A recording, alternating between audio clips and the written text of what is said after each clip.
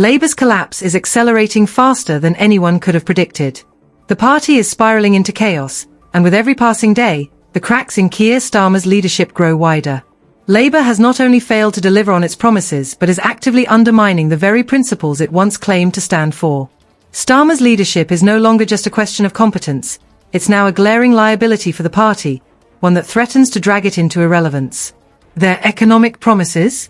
Broken. Their policies? A mess. And their support? Evaporating.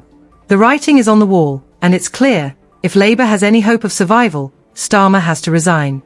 The devastating loss of 1,163 council seats since the last election isn't just a statistic. It's a direct indictment of Labour's ability to connect with voters.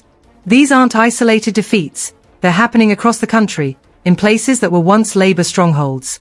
Cities like Blackpool and Plymouth, where Labour has held power for years, have now turned Conservative. This is a complete rejection of Starmer's leadership and Labour's direction. For a party in opposition, losing council seats at this rate is unprecedented. This isn't just a warning sign, it's a full-blown alarm that Labour is unfit to govern at any level, much less lead the country.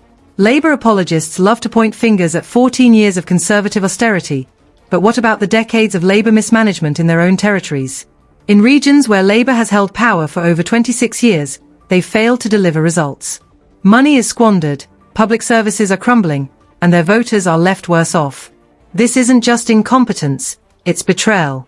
Labour has had ample opportunity to prove itself, and all they've delivered is failure. The people are waking up to this reality, and they're turning their backs on the party in droves. The polls paint an even grimmer picture for Labour. Starmer's approval ratings have nosedived from a promising +28 to a catastrophic -32, a staggering 60-point swing that reveals just how far he's fallen in the public's estimation. The party's core working-class voters, the backbone of the Labour movement, are abandoning ship. And can you blame them? Labour has no clear identity, no coherent economic plan, and no solutions to the issues that matter most to ordinary Britons. Instead, they're busy flip-flopping on key issues, from immigration to the economy, leaving voters confused and disillusioned. Labour's economic policies are nothing short of a joke. Their promises of growth and housing initiatives are hollow, band-aid solutions that don't address the root issues plaguing the country. Starmer and his team are out of touch with the real concerns of the people. Voters are crying out for leadership on national cohesion, immigration, and economic justice, yet Labour is too wrapped up in its internal chaos to listen. Instead, they focus on meaningless platitudes and half measures, hoping that the public's anger will fade. But it won't. The British people are smarter than Labour gives them credit for, and they're demanding real change. The dysfunction within the Labour Party isn't just visible to the public, it's tearing the party apart from the inside. Ministers openly contradict each other, exposing a government that is disorganised and unprepared to lead. Angela Rayner's Employment Rights Bill, a cornerstone of Labour's promises, has been deemed not fit for purpose by the Regulatory Policy Committee. The bill's cost estimates are wildly off the mark, with a potential price tag of £5 billion annually instead of the £1 billion Labour projected. This isn't just an oversight, it's evidence of a party that doesn't understand the consequences of its own policies. Starmer's failures extend beyond the domestic stage. His foreign policy, particularly his approach to Brexit, is a masterclass in betrayal. Starmer once promised to make Brexit work, but his actions tell a different story. Labour's recent moves suggest a systematic effort to chip away at Britain's independence. From hiring a new £200,000 a year EU negotiator to attending Eurogroup meetings with EU finance ministers, Starmer is inching Britain back into Brussels' orbit. This isn't about cooperation, it's about surrendering sovereignty piece by piece. Labour's stance on immigration is equally troubling. Starmer is backtracking on Brexit's promise of border control, signalling a willingness to accept more migrants and even reintroduce elements of freedom of movement.